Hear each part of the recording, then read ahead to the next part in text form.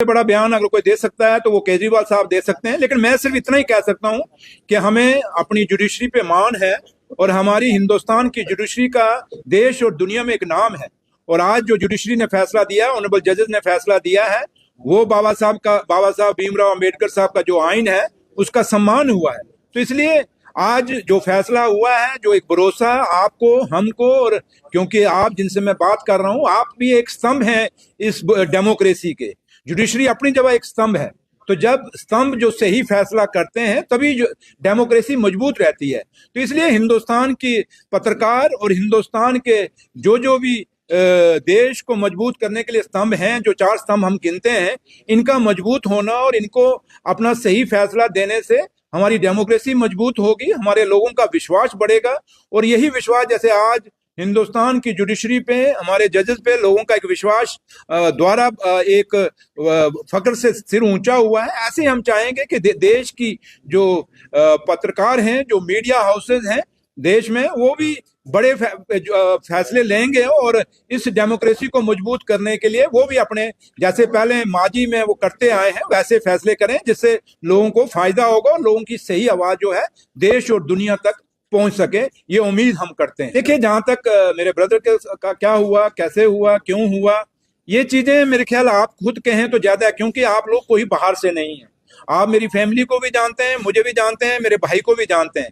तो इसलिए आप एजेंसीज का जब नाम आप ले रहे हैं, अगर वो अपनी कार्रवाई कर रहे हैं तो ठीक है, करने दीजिए। हम उनको फ्री हैंड दे रहे हैं, करें वो। लेकिन है कि उम्मीद यही करेंगे कि हमें मेरे भाई के साथ इंसाफ होगा और पिक एंड चूज नहीं होगा, ये उम्मीद मैं रखूंगा और इंसाफ की हमेशा मांग करूंगा। और इसलिए आज मैं ज्यादा कुछ नहीं कहूंगा, बाकी एजेंसीज अपना काम करें। अगर हमने गलत किया है तो हम भुगतेंगे, नहीं गलत किया तो हमें अपने जुडिशरी पे पूरा भरोसा है और पूरा एक गौरव है। जैसे आज दिल्ली का जो फैसला आया, आप देख लीजिए, आपके सामने है।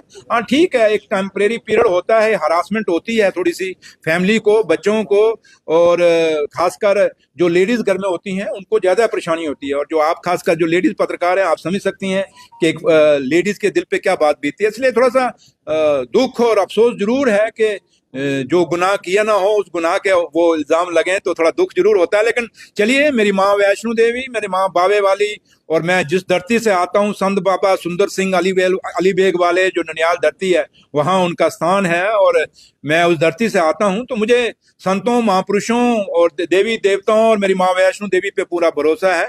हमारे साथ इंसाफ होगा और कभी मेरी माँ हमसे गलत नहीं होने देगी। और अगर हमने गलत किया होगा तो सजा खाएंगे, जो नहीं किया होगा तो मेरी माँ खुद इंसाफ करेगी, ये उम्मीद मैं अपनी जुडिशरी से भी रखता हूँ। बाबा साहब भीमराव अंबेडकर की बनाई हुई आइन है, उस आइन के नीचे हम चलते हैं। और जिस देश में हम बैठे हैं, मैं फख्र से कहता हूं कि हम भगत सिंह, राजगुरु, सुखदेव जैसे बहुत बड़े क्रांतिकारियों के वारिस हैं हम सब लोग। और इस देश की आज़ादी को पाने के लिए, इस देश की डेमोक्रेसी को पाने के लिए लाखों कुर्बानियां दी गई हैं।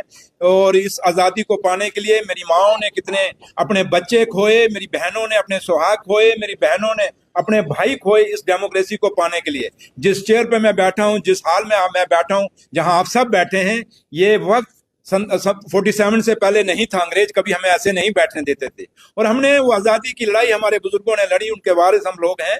तो उम्मीद यही रखते हैं कि देश में मुद्दों पे बात होगी और मुद्दों पे ही इलेक्शन लड़े जाएंगे। और मुद्दे जो लोगों के जेन्युइन जो काज हैं, या जो आजकल जो हमारी नौजवान पीढ़ी है, जो नौजवान जो इस देश के वारिस हैं, जो आने वाली हमारी नस्ल है, उसके लिए तवज्जो दी जाएगी। क्योंकि हमारी नस्ल को कुछ लोग खराब करना चाहते हैं कि हमारी आज जो आने वाली नस्ल है वो ड्रगिस्ट हो गई है, और आज की नस्ल भी कितनी ड्रगिस्ट हो गई है।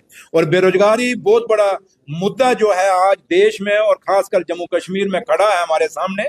इसलिए आज नौजवानों को उनके ग्रीवेंसेस को एड्रेस करने का हमें कोशिश करनी पड़ेगी, चाहे वो जम्मू कश्मीर की सरकार है, चाहे वो दिल्ली की सरकार है। इसलिए हमारी सोच, हमारे विचार लोगों के मुद्दों के ऊपर होने चाहिए, ना कि हम एक दूसरे के ऊपर इल्जाम लगाएं इल्जाम लगा के उनको बदनाम करने की कोशिश करें।